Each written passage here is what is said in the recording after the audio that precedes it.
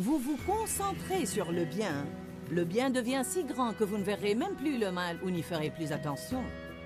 Vous pouvez vraiment surmonter le mal par le bien. Restez avec nous dans Jouissez de votre vie.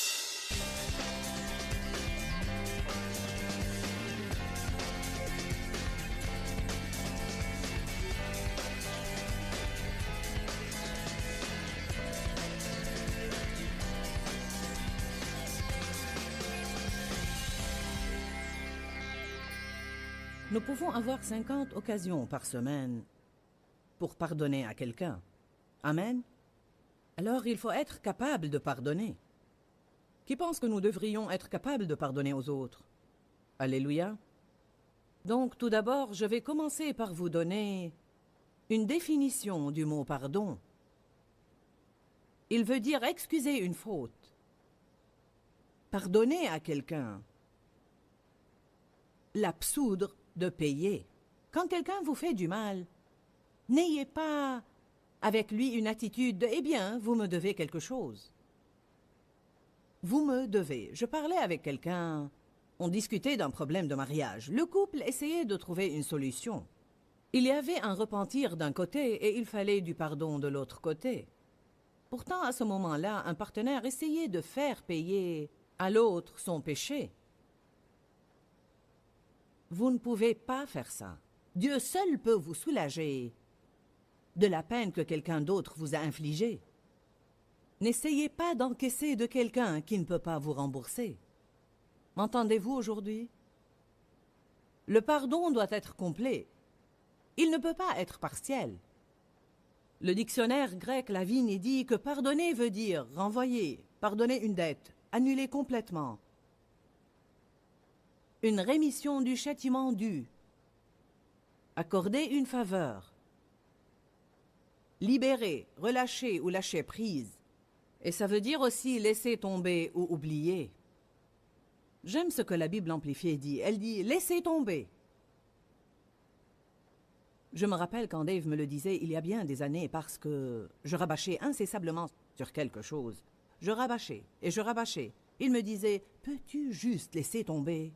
et continuer. Il y a sûrement quelques personnes ici cet après-midi qui ont besoin de laisser tomber une chose.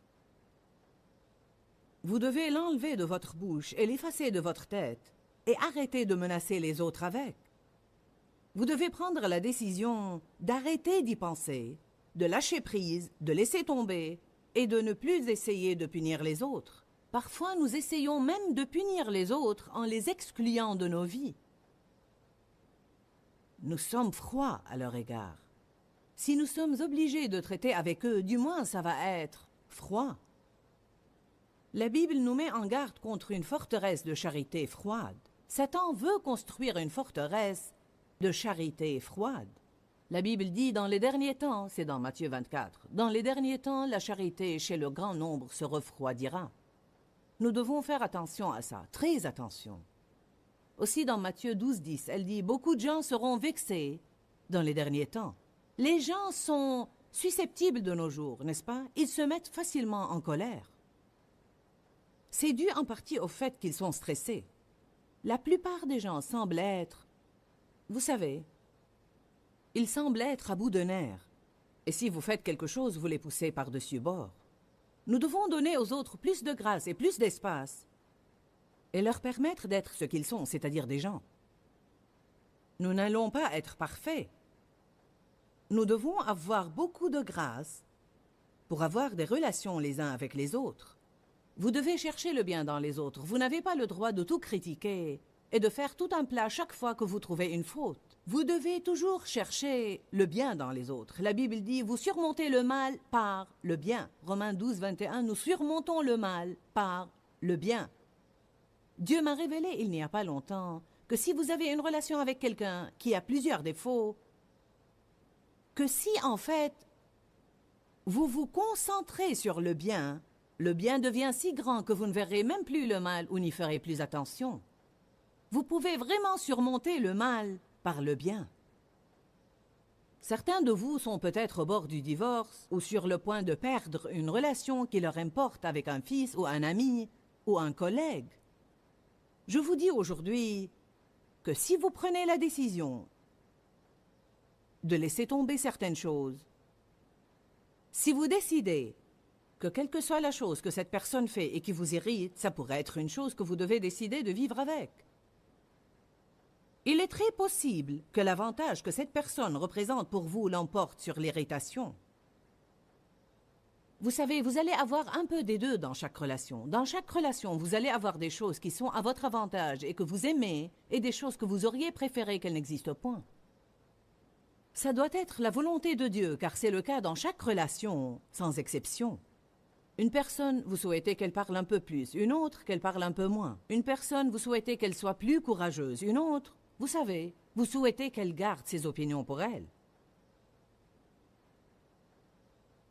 Il paraît que tout le monde a toujours trop d'une certaine chose ou pas assez d'une autre chose.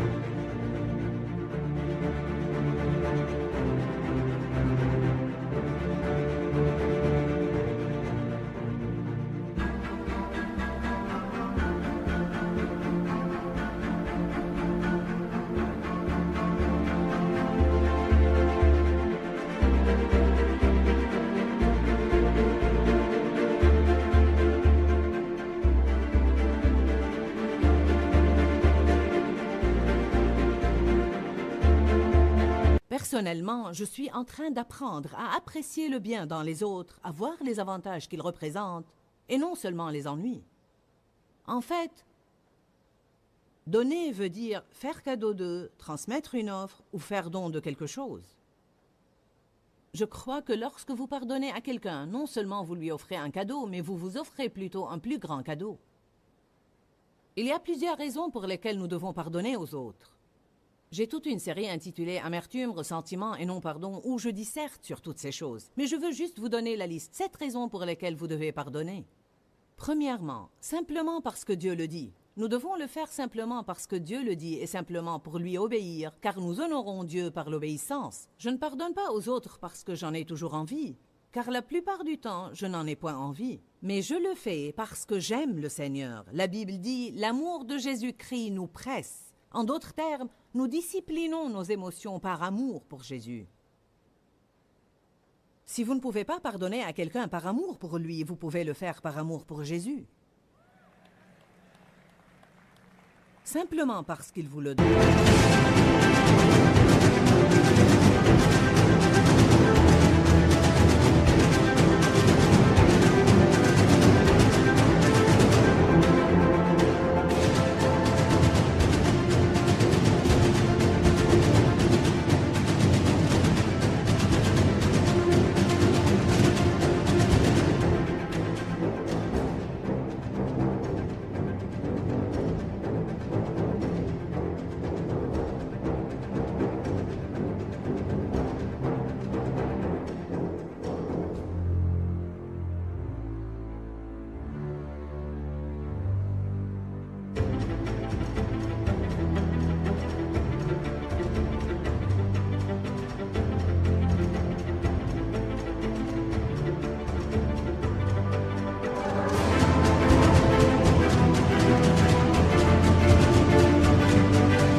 Rappelons-nous lorsqu'il a dit « Père, pardonne-leur, car ils ne savent ce qu'ils font ». Et Étienne, quand il a été lapidé et qu'il a dit « Seigneur, pardonne-leur, car ils ne savent ce qu'ils font ».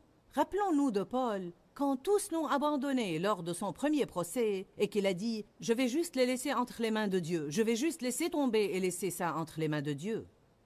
Dieu nous justifie et il va régler les choses dans notre vie parce qu'il est un Dieu de justice, mais il ne peut pas le faire si nous nous agrippons au non-pardon. Nous devons le lui donner pour qu'il puisse en faire quelque chose.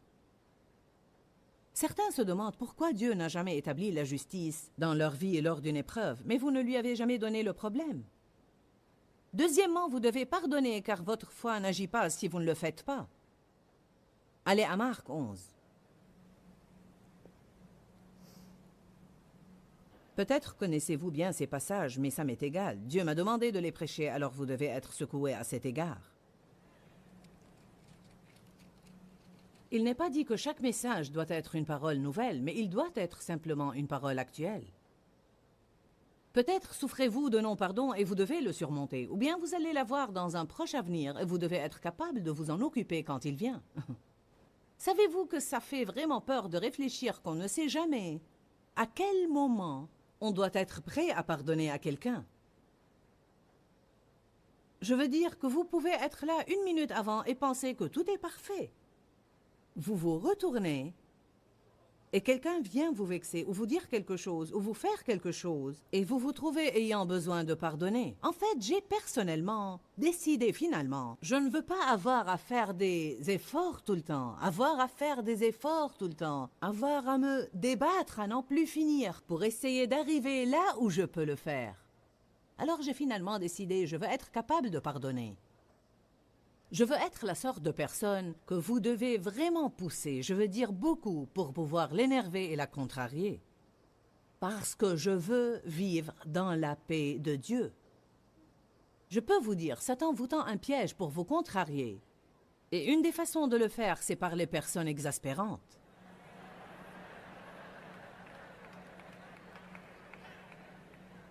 Décidez de ne pas permettre aux autres de vous voler votre joie.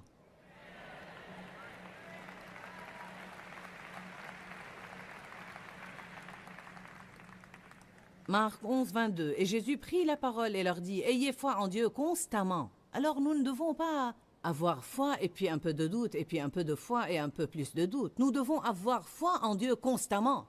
Nous devons apprendre à vivre de foi en foi. En vérité, je vous le dis, si quelqu'un dit à cette montagne, « Ôte-toi de là et jette-toi dans la mer », et s'il ne doute point en son cœur, mais croit que ce qu'il dit va arriver, il le verra s'accomplir. C'est une promesse redoutable. C'est pourquoi je vous dis, tout ce que vous demanderez en priant, croyez que vous l'avez reçu et vous le verrez s'accomplir. Verset 25, nous n'osons pas nous arrêter au verset 24. Vous ne devez pas vous arrêter là où vous voulez tout le temps. Vous devez vous assurer de lire les versets dans leur contexte pour bien comprendre tout ce que Dieu dit à ce sujet. En fait, la plupart des gens aiment sortir les versets 22, 23 et 24. Mais ces versets n'agissent pas dans notre vie à moins que nous vivions les versets 25 et 26.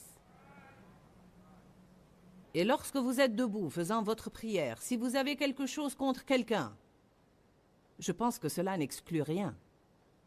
Si vous avez quelque chose contre quelqu'un, pardonnez-lui, laissez tomber, oubliez, lâchez prise, afin que votre Père qui est dans les cieux vous pardonne aussi vos défauts et vos faiblesses et les laisse tomber. Mais si vous ne pardonnez pas, votre Père céleste ne vous pardonnera pas non plus vos défauts et vos faiblesses. Quand il y a une chose quelconque qui me sépare de Dieu, alors ma foi ne va pas agir comme il faut parce que mon niveau de confiance n'est pas comme il faut. Alors il dit, votre foi ne va pas agir si vous avez des choses dans votre cœur qui bloquent votre relation avec moi. Si vous ne pardonnez pas aux autres, alors je ne peux pas vous pardonner. Vous savez, nous prions la prière du Seigneur. Notre Père qui est aux cieux, que ton nom soit sanctifié, que ton règne vienne, que ta volonté soit faite sur la terre comme au ciel. Donne-nous notre pain quotidien. Pardonne-nous nos offenses, comme nous pardonnons aussi à ceux qui nous ont offensés. Je me demande combien d'entre nous voudraient vraiment cela. Vous savez, nous devons penser à ce que nous disons dans la prière. On dit, Dieu, pardonne-moi de la façon avec laquelle je pardonne aux autres. Eh bien, êtes-vous en train de pardonner aux autres d'une façon tellement généreuse que vous espérez que Dieu agisse de même avec vous? C'est ça. C'est de cette façon qu'il agit avec nous. En fait, il dit là, je peux seulement vous pardonner dans la même mesure où vous pardonnez aux autres. Vous voyez, Dieu nous pardonne, tout d'abord et avant tout. Mais d'un autre côté, il s'attend à ce que nous donnions tout ce qu'il nous donne. Et quand on le fait, il nous donne davantage. Si vous donnez la miséricorde, vous recevrez la miséricorde. Dieu nous donne au départ la miséricorde. Il nous sauve par la grâce et la miséricorde. Il nous pardonne nos péchés et il veut que nous laissions cela affluer vers les autres à travers nous. Il nous aime et veut que nous recevions cet amour puis que nous aimions les autres. Il nous pardonne et il veut que nous recevions ce pardon, que nous nous pardonnions et que nous le laissions affluer vers les autres. Il nous donne la miséricorde et il veut que nous la recevions, que nous soyons miséricordieux envers nous-mêmes et la laissions affluer vers les autres à travers nous. Nous devenons un canal où ce flux passe tout le temps dans nos vies. Certains sont des tuyaux bouchés. Nous voulons vous déboucher aujourd'hui. Qui veut être débouché aujourd'hui? Parfois, je pense que les gens sentent... Ils sentent littéralement comme quelque chose m'entrave. Quelque chose bloque mon progrès. En fait, ils ne savent pas ce que c'est, parce que Satan nous dupe et nous trompe. Parfois, nous pensons que nous avons de bonnes raisons pour en vouloir aux personnes. Mais je ne peux trouver rien dans la Bible qui dise que nous avons le droit d'en vouloir à n'importe quelle personne, même quand elle nous fait du mal à plusieurs reprises. C'est la chose la plus difficile à traiter. Quand la même personne nous fait la même chose encore et encore et encore et encore. Le pardon ne signifie pas toujours la restauration de la relation.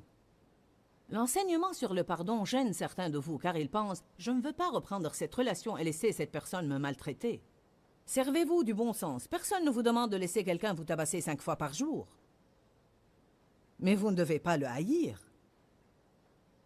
Rappelez-vous que ceux qui souffrent font souffrir les autres et que celui qui vous fait du mal souffre dans son intérieur et quelqu'un lui a fait du mal. Peut-être qu'ils ne sont pas dans un état qui vous incite à avoir une relation étroite avec eux, mais vous ne devez pas les haïr, parce que si vous le faites, vous allez vous tourmenter. Troisièmement, le non-pardon est comme une crasse ou une saleté spirituelle sur l'homme intérieur. C'est comme de la boue que je prends pour m'enduire le corps avec et m'en couvrir partout. Vous allez me regarder et dire « Joyce a besoin de se laver ». Pourquoi voudrait-elle aller partout avec cette saleté? Dieu regarde nos esprits comme ça. Chaque offense, chaque non-pardon est comme une grosse tache de boue sur notre homme intérieur. C'est comme de la crasse spirituelle. Nous devons nous laver dans l'eau de la parole. Dites les uns aux autres, ne jouez pas dans la saleté. Quatrièmement, le non-pardon cause la torture dans votre vie. Il cause la dépression, le manque de joie, la lourdeur. Vous n'êtes pas heureux, quelque chose ne va pas, car votre esprit est empoisonné. Allez, ne vous torturez plus. Pardonnez à quelqu'un. Pourquoi rester là à vous lamenter pendant que la personne qui vous a fait du mal s'amuse sans se soucier de votre chagrin? Cinquièmement, le non-pardon bloque votre relation personnelle avec Dieu. Il bloque votre capacité à venir et à jouir de sa présence. Votre vie de prière est entravée. Rendez-vous service et pardonnez. Sixièmement, vous ne pouvez pas aimer avec du non-pardon dans votre cœur. Nous devons marcher dans la charité. Amen. Il est si important de marcher dans la charité. Vous n'allez jamais avoir une guerre spirituelle efficace contre l'ennemi, à moins que vous n'ayez une marche dans la charité qui soit passionnée et ardente. La charité est l'arme la plus importante que vous ayez pour la guerre spirituelle. Parler les langues ne vous profitera pas si vous ne marchez pas dans la charité. Vous pouvez avoir toute la foi du monde. Si vous n'avez pas la charité, votre foi ne va pas agir, car la foi agit par la charité. La Bible dit « Par-dessus ces choses, revêtez-vous de la charité. Ayez les uns pour les autres une ardente charité. » Donc, il est de la première importance de faire la plus grande attention à notre marche dans la charité. La charité est plus importante que votre prospérité et votre guérison. La charité est plus importante que votre promotion et votre succès. Jésus nous a demandé de nous concentrer sur la charité. Si nous pensons aux choses importantes d'abord, cherchez premièrement le royaume et toutes ces choses vous seront données par-dessus.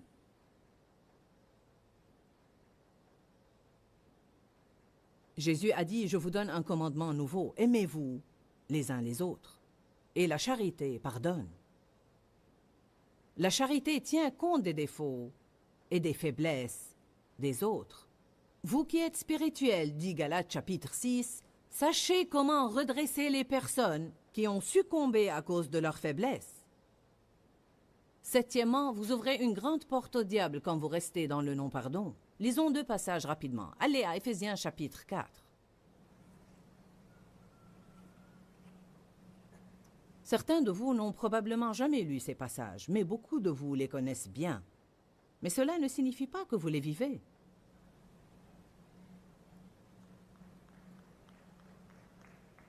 Il est possible que vous soyez venu à l'église aujourd'hui avec quelqu'un avec qui vous êtes fâché. En fait, vous seriez étonné si vous pouviez voir combien de personnes présentes dans cette salle aujourd'hui pour essayer de recevoir des miracles, des bénédictions, des guérisons et des percées de Dieu sont assises là avec une sorte d'amertume, de ressentiment, de non-pardon ou quelque sorte d'offense dans leur cœur. Vous seriez vraiment étonné. Mais ça va changer avant que vous ne quittiez aujourd'hui.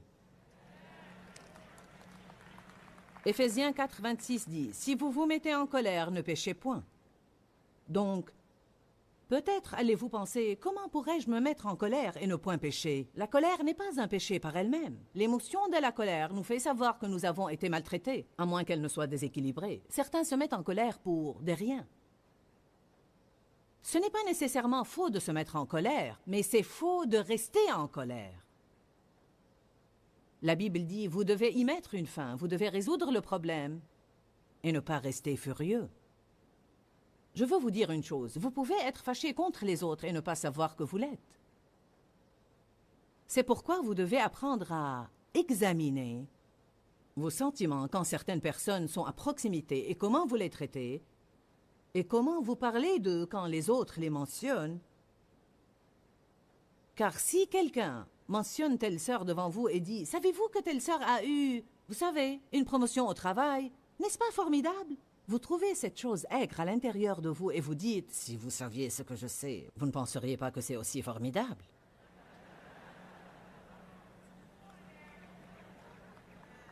Donc, il y a toujours quelque chose à régler à l'intérieur. Il y a un peu d'eau amère là-dedans qui a besoin de redevenir douce.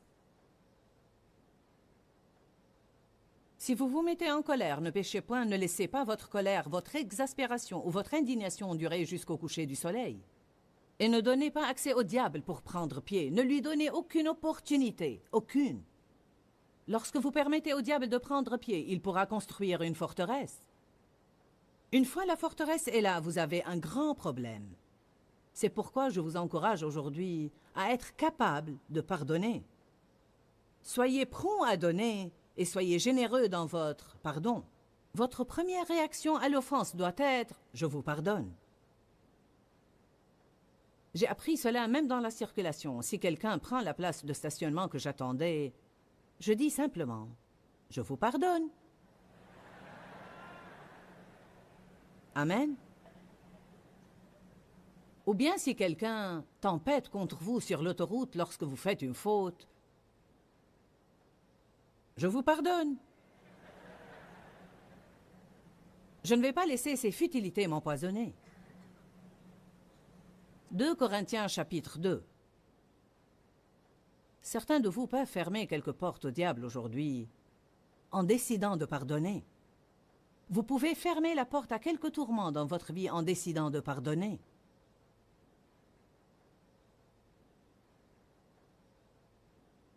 Dans 2 Corinthiens 2, verset 10, Paul dit « Or, à qui vous pardonnez, je pardonne aussi. Et ce que j'ai pardonné, si j'ai pardonné quelque chose, c'est à cause de vous, en présence de Jésus-Christ. » Verset 11.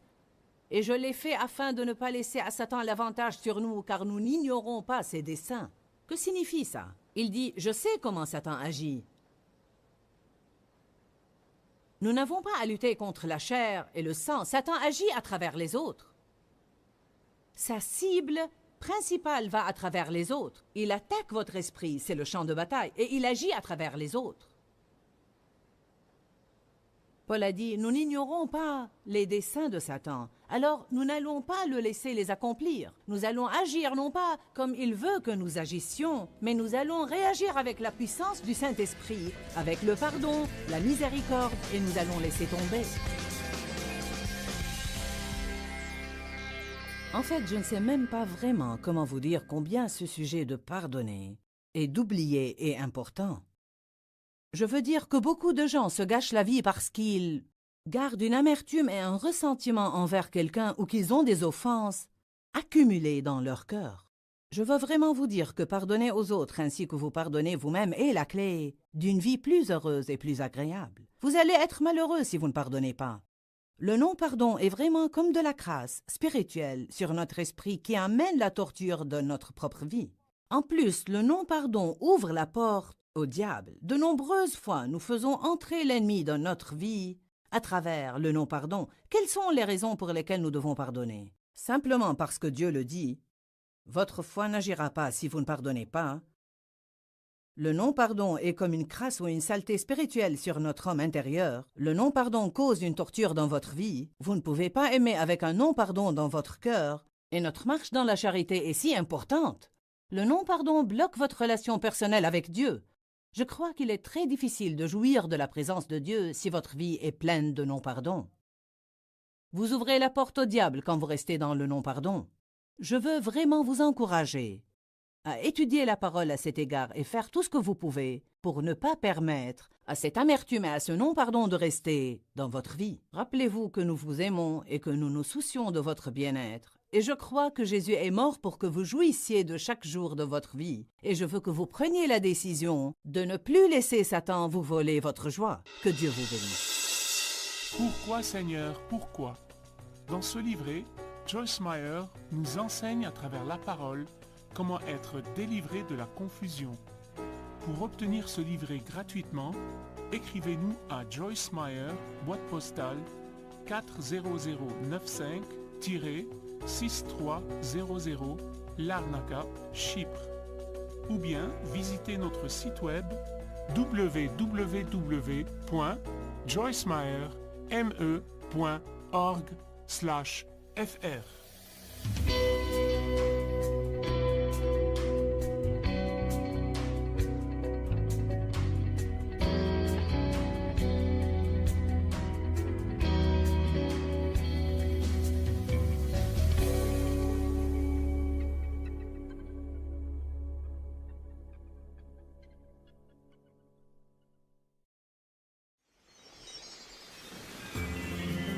Quand vous prenez une décision de qualité, vous ferez mieux de savoir quand vous la prenez que vous allez avoir des difficultés à continuer.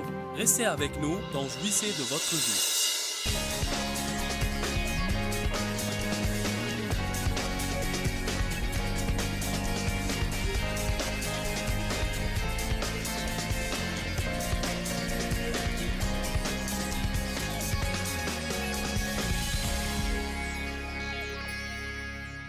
Il devient beaucoup plus facile de pardonner aux autres quand vous pensez à toutes les choses que Dieu doit vous pardonner et que les gens doivent vous pardonner.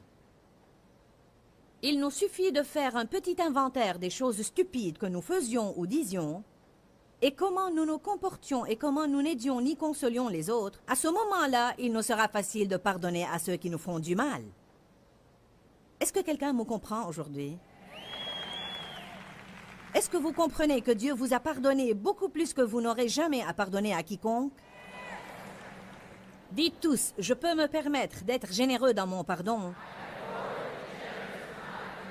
car je l'ai reçu en abondance. Verset 20. Et quand il eut dit cela, il leur montra ses mains et son côté. Les disciples furent dans la joie en voyant le Seigneur. Verset 21. Puis Jésus leur dit de nouveau, la paix soit avec vous. Tout comme le Père m'a envoyé, maintenant, moi aussi, je vous envoie. Jésus a été envoyé avec force. Et il voulait les envoyer avec force. Mais il leur dit, vous n'allez pas marcher dans la force si vous ne marchez pas dans la paix. Après ces paroles qu'il leur a adressées, il souffla sur eux et leur dit, recevez le Saint-Esprit. Et c'est là qu'ils sont nés de nouveau. Maintenant que vous avez reçu le Saint-Esprit et que vous êtes menés et dirigés par lui, ceux à qui vous pardonnez les péchés, ils leur seront pardonnés, et ceux à qui vous les retiendrez, ils leur seront retenus. Je crois qu'une partie de ce qu'il dit là est, si vous ne pardonnez pas aux autres, vous retenez leurs péchés en vous et ça va vous tourmenter. Si vous leur pardonnez et les libérez, vous serez alors libérés vous aussi. Ne pensez-vous pas qu'il soit extrêmement intéressant que la première chose dont il leur a parlé, après avoir reçu la force de Dieu dans leur vie, soit le pardon? Je veux dire, nous devons tirer quelque chose de ça.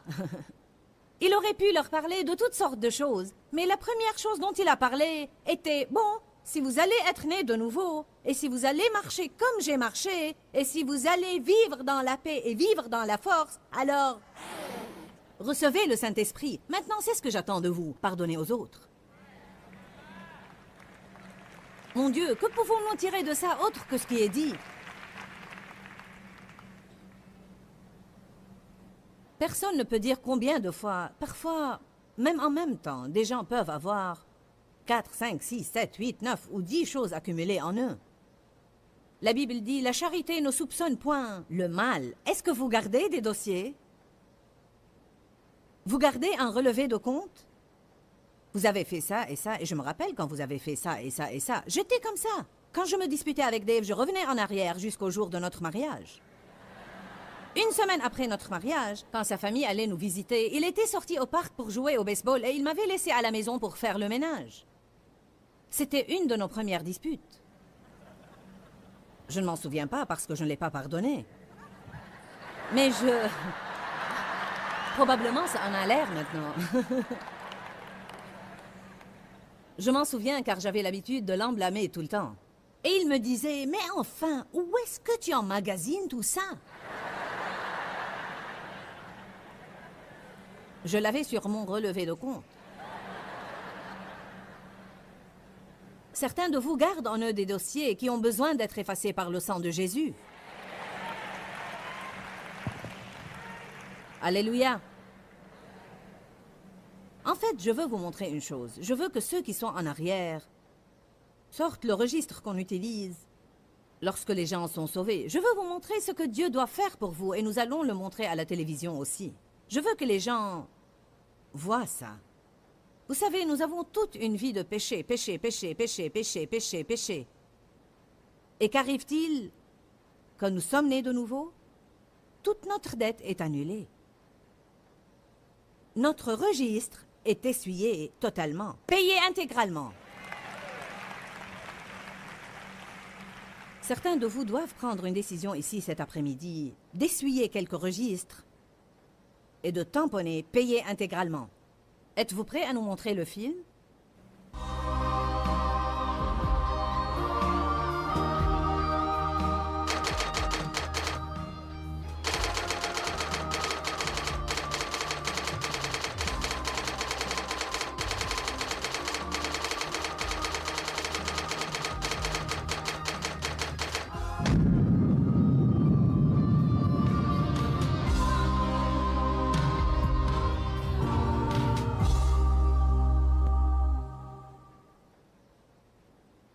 Cela provoque une joie en nous. Chaque fois que nous visionnons cette chose, les gens réagissent comme ça. Mais si Dieu a fait cela pour nous, pourquoi le trouvons-nous si difficile à faire aux autres? N'a-t-il pas soufflé sa nature en nous quand nous avons reçu son esprit? Si nous avons la nature de Dieu en nous, alors nous pouvons pardonner aux autres. Une des choses que vous devez faire, c'est de renouveler votre esprit et croire que vous le pouvez. Arrêtez de vous dire « c'est trop difficile, ce n'est pas juste, c'est trop difficile, ce n'est pas juste, c'est trop difficile, ce n'est pas juste » et dites simplement « je peux le faire ». Jésus a fait ça et je peux le faire aussi. J'ai la force de son esprit en moi pour le faire. Je puis tout par le Christ qui me fortifie. Celui qui est en moi est plus grand que celui qui est dans le monde. Je vais vous dire une chose. Si nous n'allons pas croire ce qui est dans ce livre et l'appliquer dans notre vie de tous les jours, alors il ne nous sert vraiment à rien. Ce livre n'a pas pour mission de nous emporter dans le monde glorieux à venir pour vivre dans des rues d'or et avoir des demeures. Ce livre nous apprend comment vivre. Nous devons rester loin des conflits, nous devons rester en paix. Nous devons ne pas être offensés car l'offense est une pierre d'achoppement. L'offense est l'appât de Satan.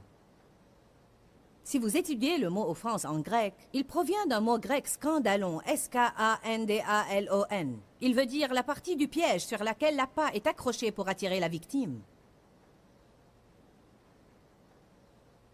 Alors l'offense est un appât. C'est l'appât de Satan pour vous attirer dans son piège Là où vous ne pouvez plus être béni, votre foi ne va plus agir, vous ne pouvez pas ressentir la présence de Dieu, vous perdez votre joie, vous perdez votre paix, vous vous sentez déprimé.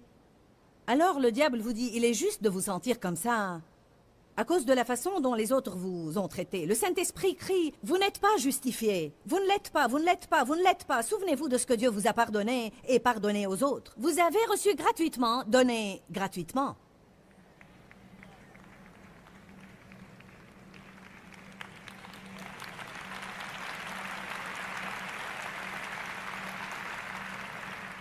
À qui devriez-vous pardonner?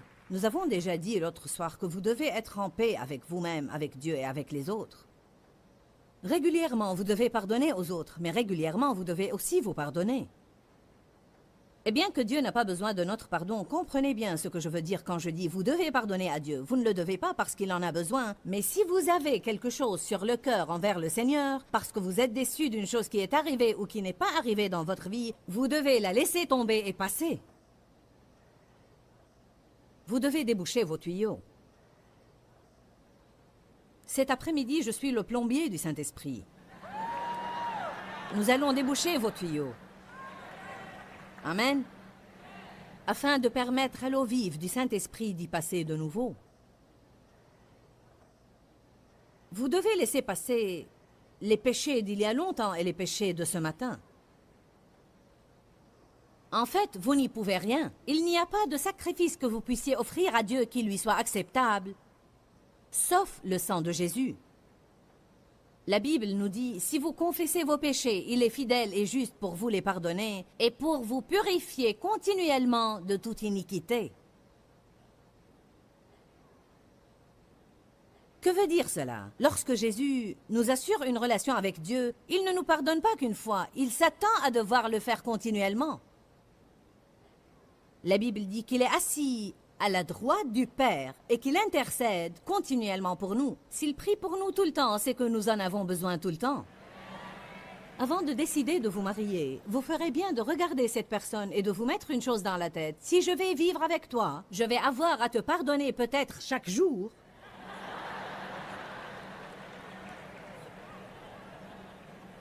Pour des offenses qui sont réelles et pour des offenses que vous vous imaginez parce que vous voyez les choses comme ça. Il y a des choses que nous pensons que les autres nous font, mais ils ne les font pas en vérité. Ils sont comme ça. Ils ne comprennent pas. Si vous allez travailler avec les gens et aller à l'église avec eux, vous devez pardonner. Parfois, ça devient difficile à l'église, car nous pensons que les gens de l'église ne doivent jamais nous faire du mal. Parfois, les plus grandes souffrances que nous avons proviennent des gens de l'église, essentiellement parce que vraiment, nous ne les attendons pas d'eux. Il semble que nous les mettons dans une catégorie différente et nous ne sommes pas préparés à ce que Satan va nous faire. Les gens sont des gens et la chair, c'est la chair.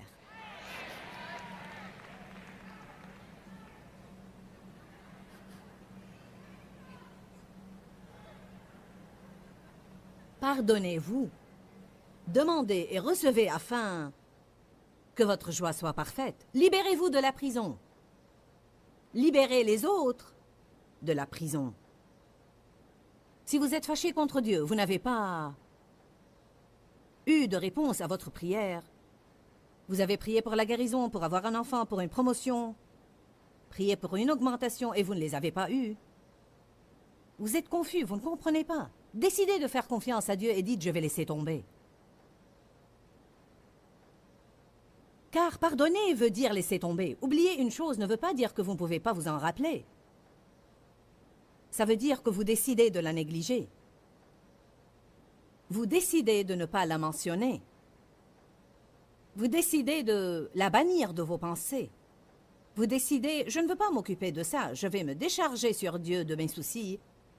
Et vous arrêtez de vous agiter en vous souvenant exprès. Chacun de nous peut devenir vraiment vexé si nous allons chacun dans un coin différent et restons là pour 5 minutes et déterrons du passé quelque chose que quelqu'un nous a fait. Je veux dire, nous pouvons devenir furieux. Mais savez-vous à quoi cela équivaut? Dieu m'a donné cet exemple une fois. C'est comme si vous aviez une plaie sur votre corps. Une plaie assez importante. Et elle se cicatrise et une croûte se forme dessus. Elle ne va probablement pas laisser une cicatrice car elle se cicatrise vraiment bien. Mais savez-vous quoi? Si vous arrachez cette croûte tout le temps, et elle doit se recicatriser tout le temps, vous allez avoir une mauvaise cicatrice à la fin. C'est tout à fait la même chose quand quelqu'un vous fait du mal. C'est comme s'il y avait une plaie là. Et Dieu commence à agir par sa grâce pour amener la cicatrisation, parce qu'il est notre consolateur. Il y a 1 an et demi de là, j'ai ressenti une attaque de refus de la part de quelqu'un et ça m'a fait vraiment mal. Je me rappelle que j'étais à l'arrière d'une voiture. Je ne me rappelle même plus qui était avec moi et je me sentais si blessée. Et j'ai simplement commencé à prier. Dieu, tu dois me guérir et tu dois me consoler. Tu dois verser de l'huile et du vin sur ma plaie. Je ne veux pas m'embarquer dans le non-pardon. Je te demande de me guérir. Et après quelques minutes, je commençais à me sentir mieux. Nous devons prier avant toute autre chose. Ne restez pas à souffrir pour 6 semaines avant de décider de prier. N'attendez pas jusqu'au moment où il va falloir beaucoup de chrétiens pour vous ramasser du bord de l'autoroute de la vie avant de décider de prier. Amen. Dites tous, je dois prier tout de suite. Vous devez prier pourquoi? Pour la force. Au secours! Aide-moi, Dieu. Aide-moi. Tu es mon aide. Au secours. Dites tous, au secours. D'accord. Oublier ne veut pas dire que vous ne pouvez pas vous rappeler, mais vous décidez de ne pas le faire. Voilà quelques synonymes du mot pardonner ou oublier. Fermer les yeux sur, ne pas faire attention à, passer outre ou laisser passer. J'ai rédigé ne pas vous rappeler ou penser à ou méditer sur ou parler de sans but divin précis. Oublier et laisser tomber. Si jamais vous voulez surmonter les douleurs du passé, vous devez décider d'arrêter d'y penser et d'en parler. Y penser et en parler, y penser et en parler, y penser et en parler, en parler et y penser, en parler et y penser, y penser et en parler. Et puis juste au moment où vous décidez d'arrêter d'y penser et d'en parler, et après avoir eu 2 ou 3 jours de succès à votre actif, quelqu'un que vous n'avez pas vu depuis quelque temps va essayer de vous l'arracher. Vous allez devoir rester ferme parce que c'est une tentation de Satan. Vous m'entendez? Satan essaie de réouvrir une porte que vous avez fermée. Ce que vous devez dire est, savez-vous quoi? Je ne veux pas être impoli envers vous, mais Dieu m'a juste appris d'arrêter d'en parler. Et parce que je veux oublier et guérir, priez simplement pour moi, mais je ne veux pas en parler. S'ils ne comprennent pas cela, c'est leur problème. Dans l'ensemble, nous sommes indiscrets par nature et nous voulons savoir ce qui se passe dans la vie des autres. Mais même quand nous posons un tas de questions stupides, nous devons nous rappeler que nous pourrions éveiller une chose qu'ils essaient vraiment d'oublier, juste pour satisfaire notre curiosité. Allez à Hébreux 11. Verset 15.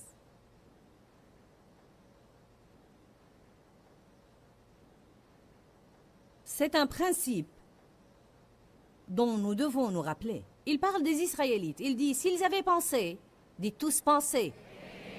Dites penser. Dites penser. S'ils avaient pensé avec souvenir nostalgique à ce pays d'où ils étaient sortis, ils auraient trouvé une occasion permanente pour y retourner. Il dit, si vous voulez retourner là où vous étiez, n'arrêtez pas d'y penser. Car vous y retournerez dans vos pensées. Et retourner mentalement est presque aussi mauvais que retourner physiquement. Pas seulement cela, car plus on pense à une chose et plus elle grandit.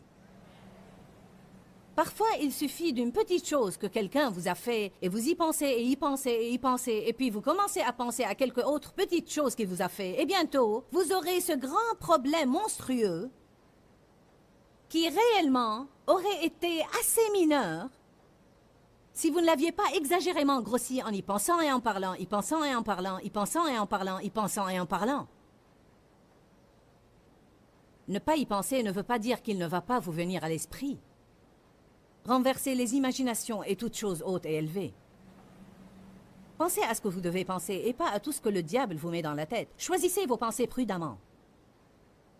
Car ce qui se passe à l'intérieur de vous, c'est ce qui va vous faire souffrir.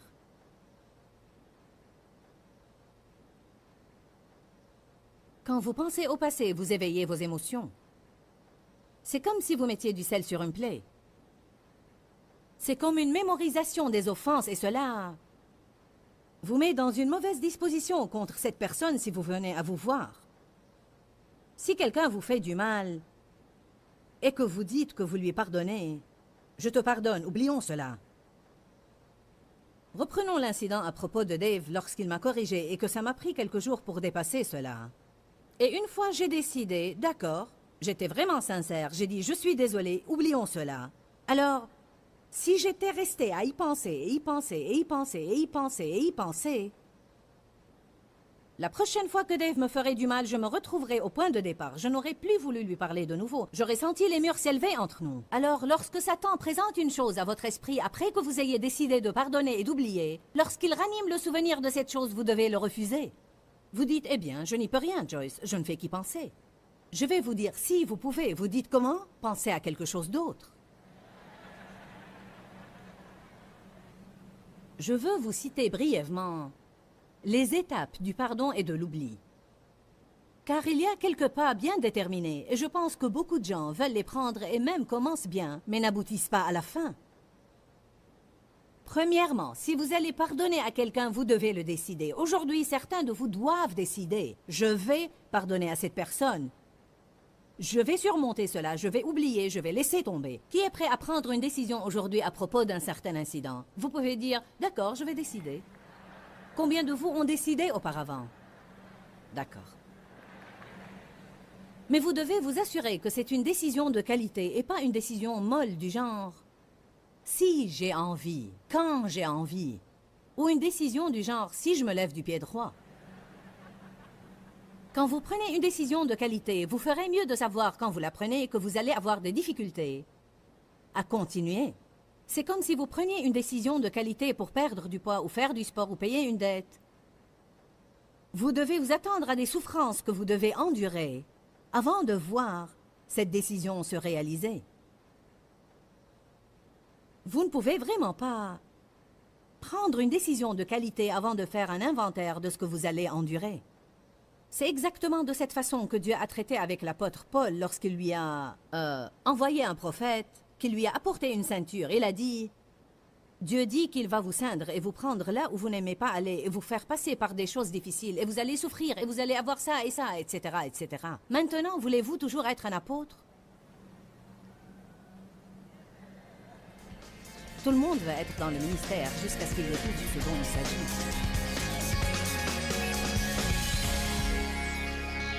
En fait, je ne sais même pas vraiment comment vous dire combien ce sujet de pardonner et d'oublier est important. Je veux dire que beaucoup de gens se gâchent la vie parce qu'ils gardent une amertume et un ressentiment envers quelqu'un ou qu'ils ont des offenses accumulées dans leur cœur. Je veux vraiment vous dire que pardonner aux autres ainsi que vous pardonnez vous-même est la clé d'une vie plus heureuse et plus agréable. Vous allez être malheureux si vous ne pardonnez pas. Le non-pardon est vraiment comme de la crasse spirituelle sur notre esprit qui amène la torture de notre propre vie. En plus, le non-pardon ouvre la porte au diable. De nombreuses fois, nous faisons entrer l'ennemi dans notre vie à travers le non-pardon. Quelles sont les raisons pour lesquelles nous devons pardonner? Simplement parce que Dieu le dit. Votre foi n'agira pas si vous ne pardonnez pas. Le non-pardon est comme une crasse ou une saleté spirituelle sur notre homme intérieur. Le non-pardon cause une torture dans votre vie. Vous ne pouvez pas aimer avec un non-pardon dans votre cœur. Et notre marche dans la charité est si importante. Le non-pardon bloque votre relation personnelle avec Dieu.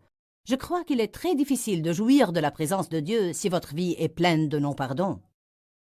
Vous ouvrez la porte au diable quand vous restez dans le non-pardon.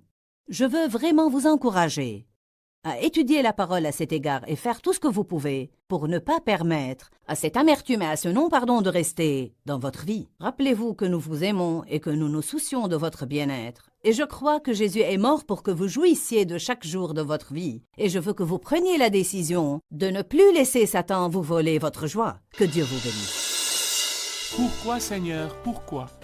Dans ce livret, Joyce Meyer nous enseigne à travers la parole comment être délivré de la confusion. Pour obtenir ce livret gratuitement, écrivez-nous à Joyce Meyer, boîte postale 40095-6300, Larnaca, Chypre. ou bien visitez notre site web www.joycemeyer.org/fr.